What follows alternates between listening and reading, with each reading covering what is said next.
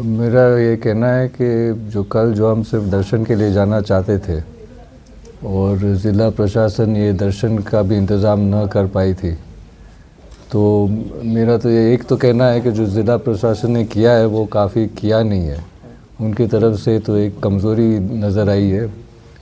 क्योंकि कानूनी तरीके से, सामाजिक तरीके से, परंपरा तरीके से आप किसी भी नज़रिए से देखें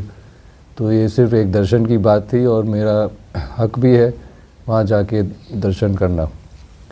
और प्रशासन मेरे हक को कायम नहीं रख पाई और अंत में जैसे आप सब लोग, काफ़ी लोग थे, रात को जैसे हम सब लोग वहाँ इकट्ठा हुए थे दर्शन के लिए और फिर वो अंदर से पथराव भी हुआ, फिर भी प्रशासन ने पथराव के ख़िलाफ़ अभी तक, मेरी जानकारी में है कि अभी तक तो उन्होंने कुछ नहीं किया इसके लिए भी। और जहाँ तक अंदर जाने की बात थी दर्शन के लिए, वो ऐसे ही कह रहे थे कि हम गेट कैसे खोलेंगे। तो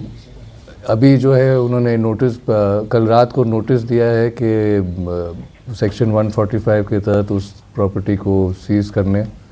और कल रात वो कह रहे थे हमारे पास एडिक्वेट फोर्स नहीं है कि हम अंदर जाएं और सीज़ करें, इसलिए उन्होंने कहा वो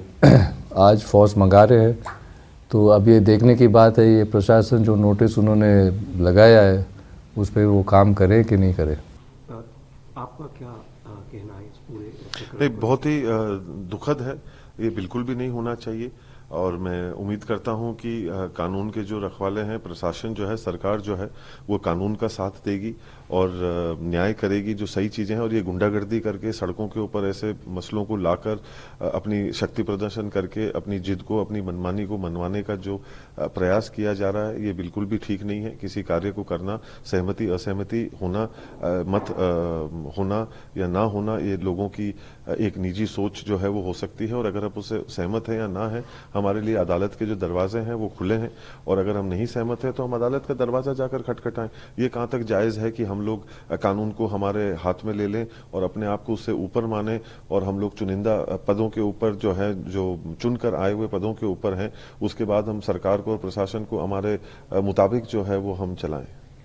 क्या परंपरा, आप खुद राज परिवार से जुड़े हुए हैं, जिस स्थल को लेके धुनी दर्शन को लेके विवाद है, क्या इतिहास उसका है? और क्या जो बातें सामने आ रही है कि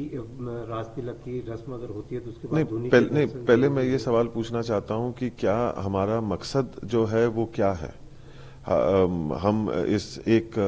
जो एक आस्था के साथ में जुड़ी हुई सोच जो है, उसके साथ में हमारा मंसूबा कुछ और है क्या? हमारी चाह कुछ और है क्या? क्या हम हमारी जिद को साबित करवाने के लिए कोई कार्य को करना चाह रहे हैं, या हम किसी जगह के अंदर प्रवेश करवाने के लिए और किसी एक सोच और एक पैगाम को पहुंचवाने के लिए, या कोई साजिश के अंतर्गत कोई अन्य काम को करने के लिए हम ये कर रहे हैं क्या? क्योंकि हम लोग 40 वर्ष पहले ऐसी चीज को भुगत चुके हैं और वो पुनः इतिहास को दोहराने का जो है एक प्रयास करवाया जा रहा है, जिसको हम लोग जो है किसी भी तरीके से नहीं चाहते हैं कि गैर कानूनी रूप से उसको जो है वो पहुंचाया जाए, कराया जाए या वो हो।